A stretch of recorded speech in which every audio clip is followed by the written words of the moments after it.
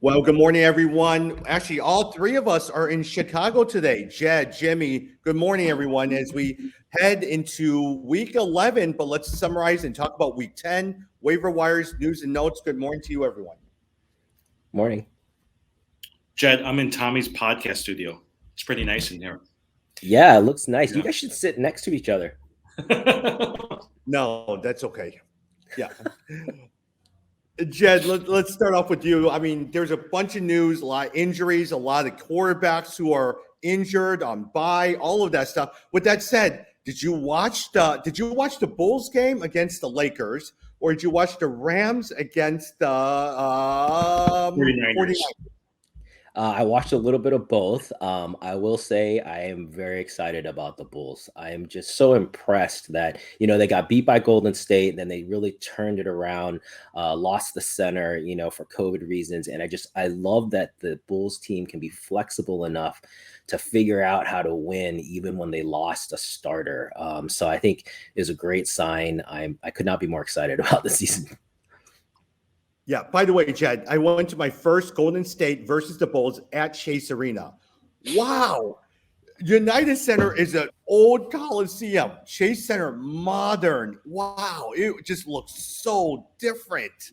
Oh, that's cool. No, the other stadium I'd love to go to is the one in Atlanta, the Mercedes Stadium. Yeah. I think that could be really nice, but that's awesome. I've never been. The Bulls are pretty good. I actually, I found myself being disappointed by as I was watching it. Anthony Davis is not a leader on that team. He got ejected. They lost 4 in a row. Some people say he's one of the top 10 NBA players, but I feel like he's just soft as a player. Wow, that's a pretty tough indictment, man. Yeah, I don't know. The Lakers, I think obviously LeBron James is the key. He hasn't been really fully healthy, so we'll have to see. But I feel like they can still turn it on. They got time. No, last thing on basketball before we go to football is I feel like a lot of times Russell Westbrook teams are always bad, whether it's Washington, Houston, Oklahoma, every team that he's on, he shoots, has a lot of turnover, makes a lot of mistakes, and all these Russell Westbrook teams just never seem to do well. Well, I would argue that the Oklahoma team was I guess I would disagree. I think that team was very good when they got to the championship. The post Kevin Durant, James Harden team when it was just him leading the way. Yes, there I agree. But when it was the three of them, Kevin left 1 year too early. That team could have been, they could have been. They could have gone into the championship. Yeah. They could have been a dynasty, really. But yeah. But when you see Russell Westbrook leading the way, where he's the man, he'll get a triple-double every single night.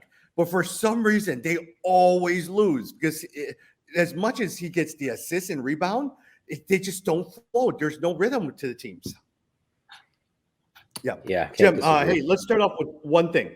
Aaron Jones, AJ Dillon did unbelievably well. 2 touchdowns. Look, the rest of the offense, Aaron Rodgers didn't do so well. Devontae Adams didn't do so well. AJ Dillon was a star of over 100 total yards, 2 touchdowns. And now Aaron Jones believed has suffered a sprained MCL in week 10.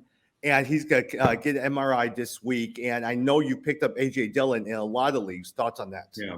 So I think Aaron Jones is supposed to be out maybe 2-3 weeks is some of the speculation, right?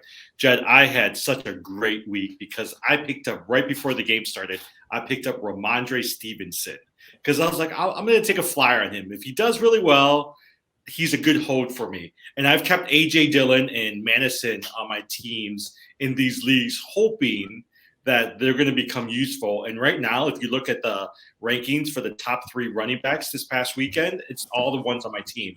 It was A.J. Dillon, it was Ramondre Stevenson, and who's the third one that I had that did really well?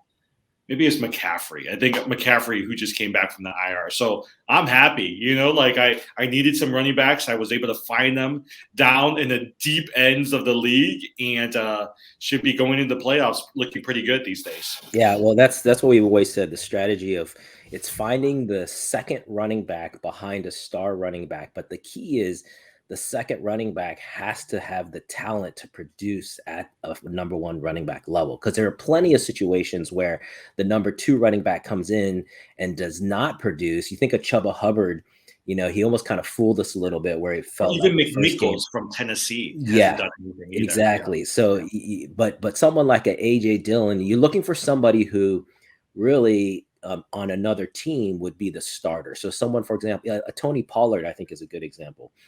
So, you try to pick up those guys, and then you're right. It's kind of sad, but you're basically waiting for someone to get hurt. Oh yeah. I mean, people were surprised. Did you know that AJ Dillon on ESPN leagues is not picked up on 40% of the leagues? So that means waiver wire people can look for AJ Dillon. He might still be on the I would waiver say wire. if Dillon is on your waiver wire, he should be your number one ad, because he's gonna. I mean, basically, you saw that Rodgers is still rusty too, so they're gonna be relying on that running game a lot. Wouldn't you say that every single year there are probably 2 or 3 players sitting on your waivers that would change the trajectory of your team? For instance, at the beginning of that first half of the year was Cordero Patterson. He was on everyone's waiver. No one really drafted him. And suddenly you plucked him out thinking maybe he could help out because Calvin Ridley wasn't doing well. Look at how well he's doing. I bet you look at Javonte Williams, maybe on the waiver. A.J. Dillon is – we don't know the situation. Dalvin Cook, maybe Madison. There are a couple of players who just changes that. Or Freiermuth over in Pittsburgh. Wow, he seems to be – tight ends are really, really hard. He seems to be something that you could pick up. Jed, don't you have Cordell Patterson in our dynasty league? So and I think he only got 4 points this past week. Oh, I got killed this week because I lost so many players. I lost Alvin Kamara out. I lost what's his face in Antonio Brown was out. I lost Cordero Patterson. I got killed this week with injuries, so I'm in a world of hurt. But Tommy, one of the things we've done in another league is at the end of the season, you put together the list of a team that you could have fielded completely off of waiver wires, and you will always see that team could win a championship. Oh yeah, totally. Mm-hmm. Yeah, totally. Jed, Saquon Barkley is trending well toward returning in week 1. It will be his first game since week 5. Thoughts on Saquon Barkley? Yeah, I mean, at this point in the season, that's not a bad chance to take, right? If for some reason he was dropped, you definitely want him. If you've been waiting to use him, so you got to put him in. And this is the point of the season where, you've really only got 3 or 4 more weeks to make your move before the playoffs. And so we're at the point where there are some teams now that are mathematically eliminated. And so if you're eliminated, I hope you still play out, because the rest, you owe that to the rest of your league. So you should try hard. But if you're right in that middle and you need to make a push, someone like a Barkley is someone you put in your starting lineup and hope that you catch fire and he does well. Now, Devontae Booker has been done decently well. Do you still keep him, or is he someone that you drop? I think historically they have not done a lot of timeshare. So I think I would hold on just to see, but I wouldn't start him. No, I agree as well too. Because Barkley is going to come back, right? Like you saw that McCaffrey this past week tweaked his hamstring again. We're not really sure the extent of it. They haven't announced it yet. But with some of these oft-injured players, you want to be able to keep a Booker if you can, just in case something happens once he comes back as well too. He might come back for a game or 2, and then they'll shelve him for the rest of the year as well too. But on one of the leagues, let me just say, so we have $650 to keep. I think I told you for free agents, I spent $450 on Saquon Barkley because someone dropped him. But it's a dynasty league, so for me, I'm like, I'll spend the $450 for Saquon. Yeah, I can't believe someone dropped him. That's a mistake. Mm-hmm. I will say though, someone had dropped Russell Wilson in one of our leagues. I picked him up, and then he did horrible. So that was another reason I got destroyed. You know what? So on ESPN, they were saying that it's going to take a couple of games because essentially he's gotten a screw that was placed in his finger, right? And so it's going to take him some time to just get adjusted to that. Jim, Darrell Williams, 11 catches, 11 rushes, 43 yards. 9 catches, 101 yards, and 1 touchdown. Clyde Edwards-Helaire has a pretty good chance to play on Sunday. If you had your prediction, is it going to be a timeshare? Is Clyde Edwards-Helaire starting it? And if he does, are you starting him on your as a flex player? You know what? Actually, that's one of the running backs I did. I think this past week he was the number 1 ranked running back in terms of fantasy. So it was him, and then Ramondre Stevenson, and then Dillon. But he did really good. Here's my thought, right? And I could be wrong. I think they're going to continue to go with Darrell Williams. I think they're going to slowly bring back Hilaire. But I think for them, they won for the first time. They're going to keep the momentum going. I think Mahomes hopefully has righted the path a little bit, and I think they're going to continue with Darrell Williams. So if it was me, I'm going to continue to play Darrell Williams, at least for another week or two, to see what happens. Yeah.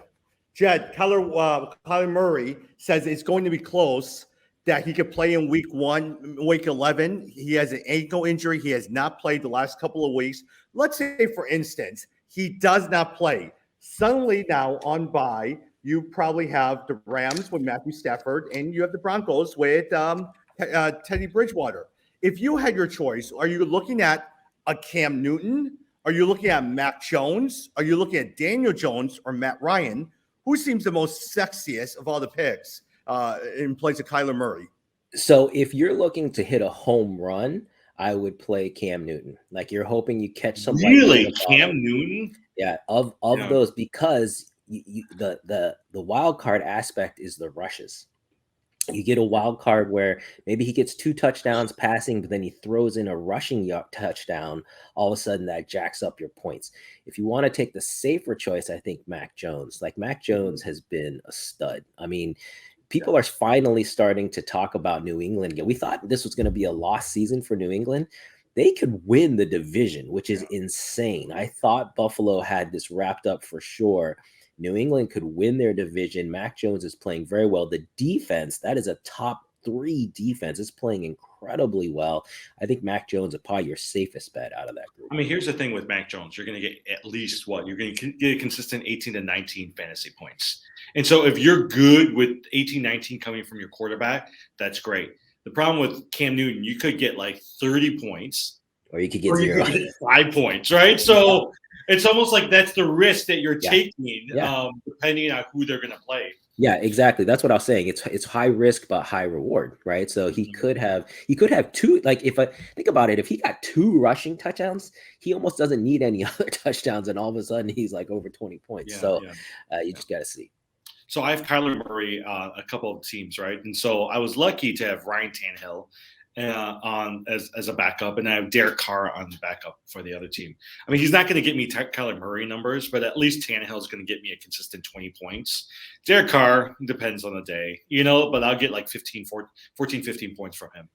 So if you guys in your keeper leagues had to choose between Kyler Murray, Joe Burrow, who would you pick? I still would pick Kyler Murray. Really? I would choose Joe Burrow. I mean, I like Kyler Murray, but I would choose Joe Burrow. Yeah, but at the same time, my argument with Kyler Murray is you have that running ability. And at the same time, Arizona continues to look, DeAndre Hopkins will always still be there. Now, you still have Jamar Chase, but I love that offensive mind and the fact that he clicks well with the coach. The only problem about that is the last couple of years, if you've noticed, because he's so small and he runs, right? I would say first 3 or 4 games, he does really well. He'll get you 30, 40 points. But towards the middle of the season, because he's so small, he gets beat up and his numbers drop dramatically down from like the 30s to the 20s and then the teens. And so having him the last few weeks, he was always rather unpredictable because you were counting on a certain number of points from him, but it always decreased as the season went on. Whereas I feel like Joe Burrow, from a long-term perspective, actually would be a better bet from a dynasty league. Now, my argument, Chad and Jimmy, is the very fact that I think a lot of times he's not injury prone is the fact that he's similar to Russell Wilson. They played baseball. He knows how to slide. He's not running into these different players, but as a baseball player, he's able to slide. Now, the fact that he got a sprained ankle is an issue, but at the same time, I actually like him as a runner and the potential that he has. Well, I have both of them, so expect some trade proposals. Hey, Jed, but you're right. I mean, I think a lot of times with Cam Newton, if you want to risk something where he has potentially, let's say, 8 rushes, 25 yards, but 2 touchdowns, that might be worth it. But, man, Mack Jones is slow and steady. He has emerged as your best rookie quarterback in this class as of today. Yeah, no question. If you had to redo the draft, he would not have lasted all the way to, what was Yeah. it, 15 that he went all the way to New England? He wouldn't have lasted. Now, at the same time, Jed, let me ask you a quick question. During the draft, the Bears had to decide between Mack Jones and Justin Fields. Do you still like the Justin Fields pick over Mack Jones? I do. I still Mhm. think that Fields, his athleticism, just on pure ability, I still think he's better than Mac Jones. You cannot forget the system. People keep, Yeah. everyone wants to take away from Bill Belichick. Obviously, Brady Witten proved that he's not a system guy, but this is still Bill Belichick, man. The guy can coach lights out. And so he is in, a perfect situation for him. But I still think Justin Fields, when you look at his physical ability, his ability to escape, his accuracy is still through the charts. I mean, I still think the Bears found their quarterback for the next 10 years. I mean, look at Mac Jones, right? Mac Jones, the offense that Belichick has placed around him is ideal for Mac Jones. He's got a strong line.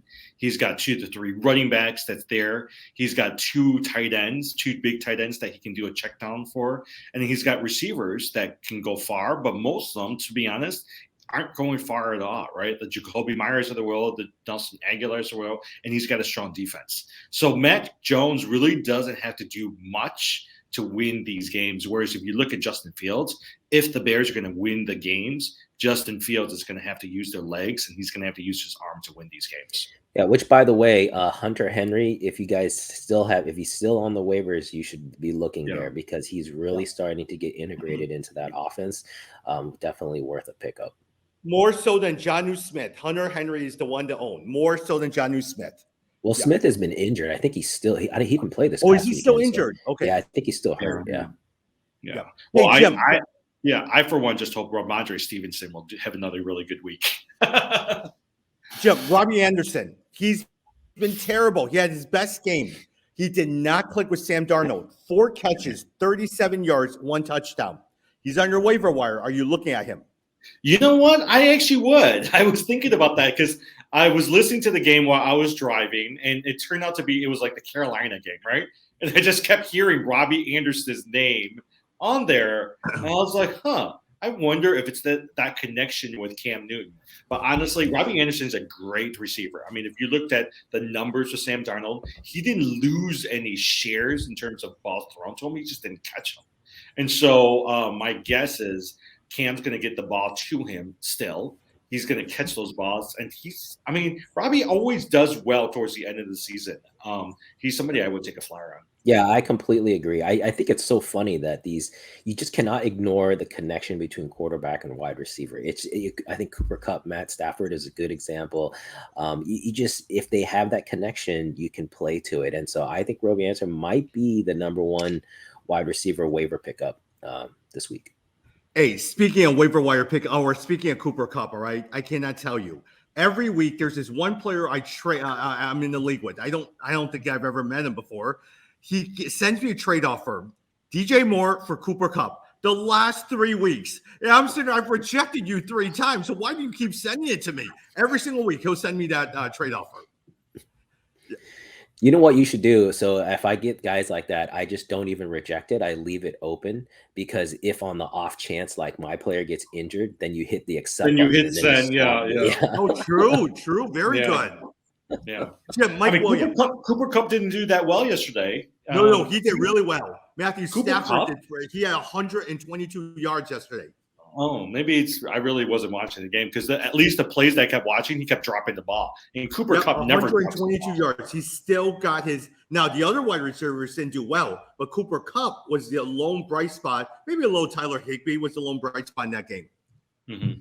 Hey, Jim, Mike Williams continues to deal with knee swelling.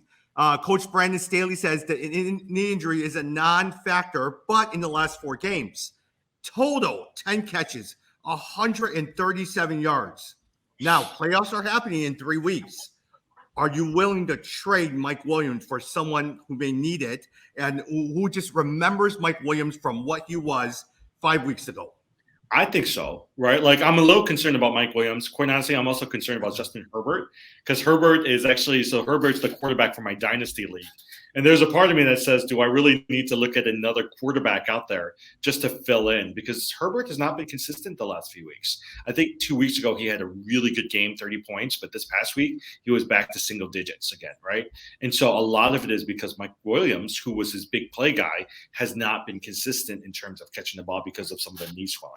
And so for me, going into the playoffs, I'm not sure if I'm ready to risk my season because of Mike Williams. If I can find somebody to trade me and make an I'm trying to think who I would offer, like even a Kareem Hunt, for Mike Williams, I would actually seriously consider that.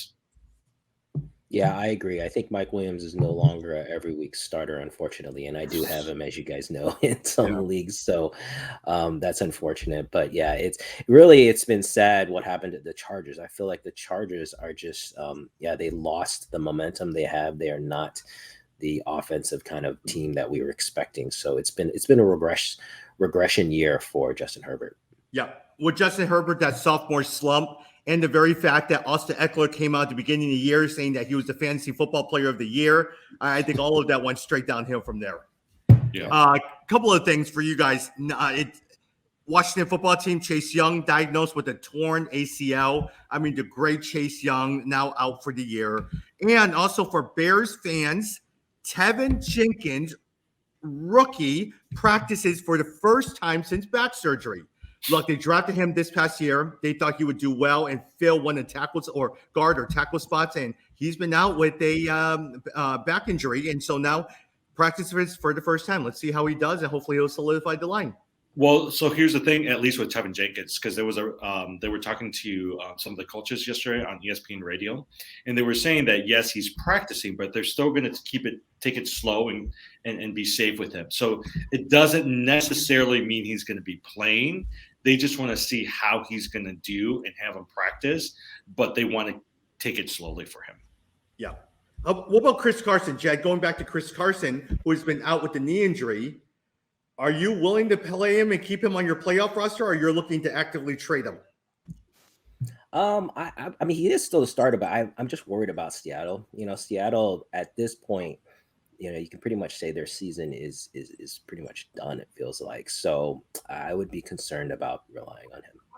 Hey, by the way, while we're talking, Jed, you dropped Ryan Tannehill. I know. I just saw that, Jed. I might be picking up that Ryan Tannehill. Yeah, go for it. I've got 3 quarterbacks on that team. So Kyler Murray, Joe Burrow, and Ryan Tannehill. So it's funny how in real time we both looked down and saw it. I was like, oh, that's Ryan Tannehill. I might have to pick him up. Yeah. Now, here's my argument, right? Let me just argue for Ryan Tannehill, right? Is A.J. Brown, you don't have a good running attack. You're going to have to defend on the air. Julio Jones may play, but you have A.J. Brown, and so you're going to have to pass. And so Ryan Tannehill is playing, they're playing the Atlanta Falcons. It actually might not work out that bad. Well, they're playing Houston, I think, actually. Yeah. So, but Joe Burrow is playing Las Vegas. So, I'm going to play Burrow in that situation. And so I don't. There's a receiver that played this past week. His name is Marcus Johnson. He took over for Julio Jones, and he actually had the team high 100 receiving yards, including a 50-yard catch. So, I don't know. He's doing a lot better than Julio Jones ever did. And so I think between him and A.J. Brown, and also we'll talk about this in the waiver wire pickup, Deontay Foreman, who started in place of Adrian Peterson, they're actually decent pickups for this week. So that's why for me, I'm intrigued if you need a quarterback to have like a guy like Ryan Tannehill out there. Speaking of waiver pickups, Jim, why don't you go with some of your waiver wire pickups for this week? Well, so I think Marcus Johnson is somebody who I was talking about, right? 5 of 6 targets, 100 yards. It was a team high 100 yards with a 50-yard catch. And so for me, if you're looking for a potential receiver out there, Marcus Johnson, who's replacing Julio Jones, is somebody to be able to look at as well too. I think I also talked about A.J. Dillon. I'm surprised Dillon is actually out there in so many of these leagues. But in ESPN, he's available in 40% of the leagues. And he's actually somebody that I would not mind pick. For sure, you're going to have to pick up if he's out there. But you're going to have to look to see if he's out there as well, too. Deontay Foreman, I think we talked about it. He caught his targets for 48 yards. He rushed for 30 yards. He's rushed 11 times, outpacing Adrian Peterson. So I actually think, for me, at first that was McNichols, but McNichols lost quite a bit of his carries and receiving to Adrian Peterson. But Deontay Foreman is a good, big running back. He's not the same as Derrick Henry, but he's a good running back that I think would be able to do pretty well. So, and then I think the last thing, I think, Jed, you talked about that.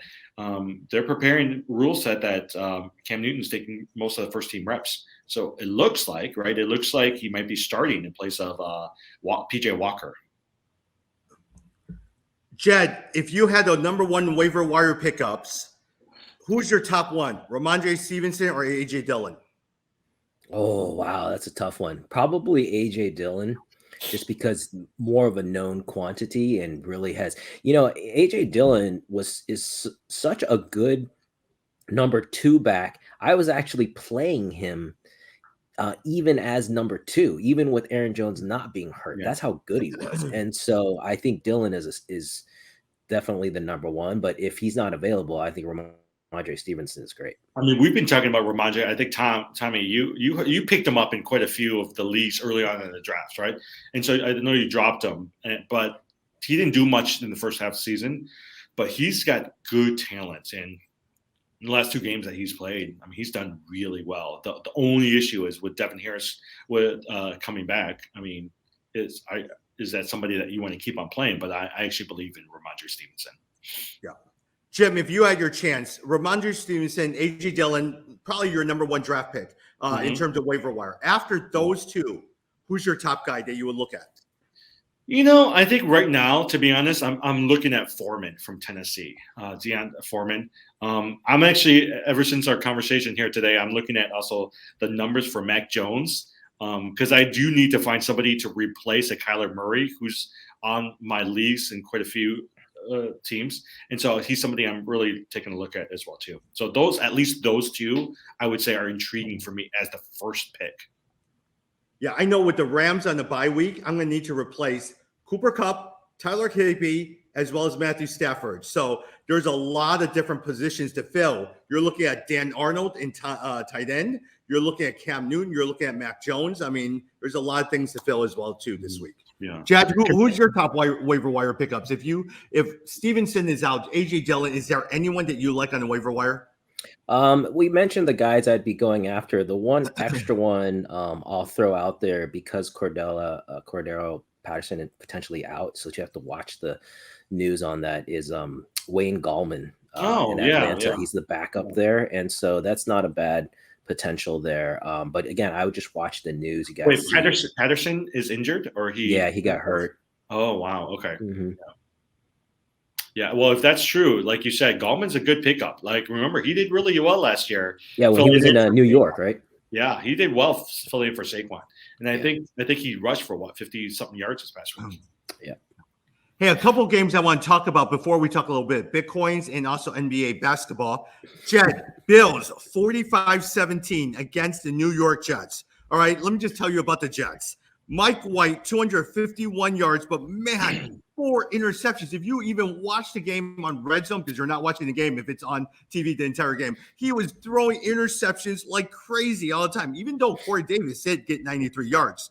Buffalo Bills, man, Stephon Diggs came back with 162 yards. But the person that I want to talk with you about is Gabriel Davis.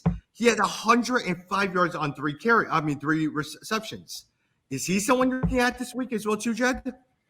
Yeah, I mean, I've been saying that. Like, Corey Davis is a good example with the Jets, where I do feel like you can get points now off of them. This was obviously a horrible game for for Mike White, and so, but the Bills came out on fire. I mean, they had something to prove, and so, but yeah, I think you can look to the Jets running back and potentially get points out of there. What happened to the other running back, though, out of Michael Carter? What happened to him? Michael Carter. I don't know. I'm not really sure. Let me look. Yeah, because that was the guy that I was picking up or playing off of the Jets, but yeah, it could be that they switched over. The only other thing I want to say on this game, though, hopefully for those of you who drafted Stephon Diggs, I drafted him. A lot of people gave up on him. If you held on these last 2 weeks, he's starting to come on. I feel like the Bills passing game is starting to turn around a little bit, and so just keep riding that. I mean, he had a great game. I don't know what's going on with Michael Carter, but I do know Ty Johnson led the Jets in targets this past week. And so 2 weeks ago, Michael Carter had over 100 yards rushing. He was the leader in targets, but the last few weeks, Ty Johnson's been getting his share. And so that's something to watch out for, especially as you're comparing both of those players. But with that said, is a couple of things in terms of Michael Carter-Williams still had 16 rushes and 1 touchdowns, but he only had 39 yards. Ty Johnson's your other running back only had 2 carries. Where Ty Johnson is getting it is 5 receptions, 36 yards. So Ty Johnson does get a lot of the receptions, but at the same time, Michael Carter-Williams is still getting the majority of it. Don't you guys feel sorry for the Jets? They can't get it right. I mean, if this Zach Wilson thing doesn't work out, they've gone through Sam Darnold, they've gone through Zach Johnson. I mean, think about all the quarterbacks they've gone through that has never worked, and they always pick pretty high. So as a true fan of Chicago sports, I never feel sorry for any New York teams. Yeah. Jim, Philadelphia Eagles 30 against the Broncos 13. And the Broncos has a great Vic Fangio defense. But I actually want to look at now we get Devontae Smith, 4 catches, 66 yards, 2 touchdowns. But the running back split. Jordan Howard, 12 rushes, 83 yards. Boston Scott, 11 rushes, 81 yards. Which one do you like out of that whole group? I think I was reading. I haven't been paying attention to either of the Philadelphia running backs, but I would say if I were to choose one, everyone says Jordan Howard's the one that you want to put on, just because he's been more effective in the stint that he's been able to do than Bart Scott. And usually, what happens is if you get up to the goal line, Jordan Howard's the lead back in those circumstances. Yeah. Last one, Jed. Cowboys 43 to the Atlanta Falcons 3. There's no one to talk to about the Atlanta Falcons except maybe Wayne Gallman at 15 carries, 55 yards. Mike Davis only have 4 carries, 18 yards. All right. Other than that, Dallas Cowboys, I actually want to read this stat to you. Ezekiel Elliott have 14 carries, right, Jed? But Tony Pollard had 11 carries and also 6 receptions for 56 yards. Are you looking at Tony Pollard? And also Michael Gallup comes in, 3 catches, 42 yards. Thoughts on that? Yeah, so I've been saying Tony. So just like I just said about AJ Dillon, good enough to play even if Aaron Jones isn't hurt. Tony Pollard has been good enough to play even if Zeke is not hurt because he's very involved. They're splitting carries, he's splitting possessions. So yeah, I think you can put Tony Pollard in a flex position. And if something were to happen to Zeke Elliott, he would skyrocket. To become a number one. Did you know that Tony Pollard is in 100% of ESPN leagues? That's how highly valued he is. Whether or not he's going to play. You play him in a flex position, that's really up to you. But you're right. If anything happens to Ezekiel Elliott, Tony Pollard's going to step in. He's going to do great. Hey, one guy we didn't mention, we didn't talk about is Odell Beckham Jr. I stashed him. And, I know he didn't have a great game. They're on a bye this week. But I would just say, don't be surprised if coming out of that bye, you see Odell Beckham Jr., especially given that they lost. And Robert Woods is out. They need more playmakers on that team. It can't be just Cooper Kupp. And I think OBJ, he could come around. So don't be surprised to see that. You don't like Van Jefferson? No, no. Compared to OBJ? No. Yeah. All right, let's talk a little bit Bitcoin. Any thoughts on Bitcoin or crypto? I was just telling the guys this morning is that I bought Cardano for the first time. So I've been a strict Bitcoin and Ethereum guy, actually more Ethereum So my Bitcoin holdings is worth more, but I have more Ethereum if you want to go like on a per coin basis. So I really believe in Ethereum, but I wanted to branch out, and I finally went with Cardano. I was telling you guys. So I don't know what else you guys have. I know you guys were on the Dogecoin thing, so I know you have that. But we left the Dogecoin thing. Oh, you left Shiba, it? Okay. We're in Shiba now. Yeah, Shiba, right? That's the big one. Okay. Yeah. But the other thing is I'm buying off Coinbase, and the other one I use, it's a BRD. I forgot what the acronym is for. But yeah, so Cardano was the first one for me today. Here's the thing. I mean, we're seeing this in the news. Inflation fears are growing higher every day, right? And so for me, yes, I think long-term Ethereum is the place that you want to be. But given that inflation is so high, we're seeing supply chain demands really hit us, especially during this Christmas holiday. I think fear is going to drive people to Bitcoin. Right now, Bitcoin dropped tremendously. I think like 10% down to $59,000 per Bitcoin. I do think this is the last time you can buy it at this cheap, because I think it's going to go up after that, because I think people are going to be gripped by inflation and they're going to go looking for Bitcoin because they're going to think that's a thing that they should invest money in, given the instability of the economy. Got it. Yeah, you're right. It's down to 59. It looks like it creeped back up to 60. So Bitcoin, I would not be. I mean, Bitcoin can go up like $2,000 in one day. I mean, that's just about it's going to decrease. But inflation is high these days, especially with all the supply chain stuff going on. What about are you guys still using gold or silver at all? I've got just silver bars sitting there. Yeah. All right. Hey, as we wrap up, NBA news. Thoughts on NBA players that you're liking, players that you're draft, players that you're identifying? Hey, I'll just say in our fantasy basketball league, I'm number one, man. So my strategy, I eked out a win over. Was it you, Tommy, that I beat last week? That was, or am I playing you this week? Yeah, I eked out. I think I'm playing you this week. Okay, all right, yeah. So far, my strategy of Trae Young and LaMelo Ball, I've pretty much been winning all the 3-point. And the assist categories, and so it's just all about the big man. And I've got Zion waiting in the wings for when he loses all his weight and comes back. Zion's not going to lose all his weight. He's going to keep keeping all that weight on. So they're going to let him go or let him walk, and he's going to go sign with the New York Knicks, and then he's going to start working out. Hey, all right, I'll take that, man. If he goes, I'll take that. I just hope Zion doesn't become like another Greg Oden, who was highly touted, who came in as that number one player who everyone thought was going to be a change maker. But right now, you don't know. He could be a Shaq or he could be a Greg Oden. Yeah. Hey, I'm looking at right now, currently, Jed, we're tied 4-4. You're in first place. I'm 2 games behind you. It looks like I have the edge on rebounds and assists. But it looks like right now I'm going to have to figure a way to counter your 3-point shot and your points. So we're going to have to work on that. And as usual, my field goal percentage stinks all the time because there are some of my players, like a Karis LeVert, that just shoots all day and has low percentage. Oh, wow. I love Terry Rozier, but always shooting. Your field goal percentage is 41%. That's pretty bad. But you know what's worse? Your free throw percentage is 63%. Holy smoke. That's like you got to try. You got to get rid of it. I bet a couple of your big centers who you're keeping because of blocks and rebounds, but I bet they stink on the free throw. Yeah. Oh, there's a couple of guys. They get me all my blocks. They get me all my rebounds. But wow, they are absolutely terrible on free throw. And so a lot of times I'm saying, which one am I willing to give up?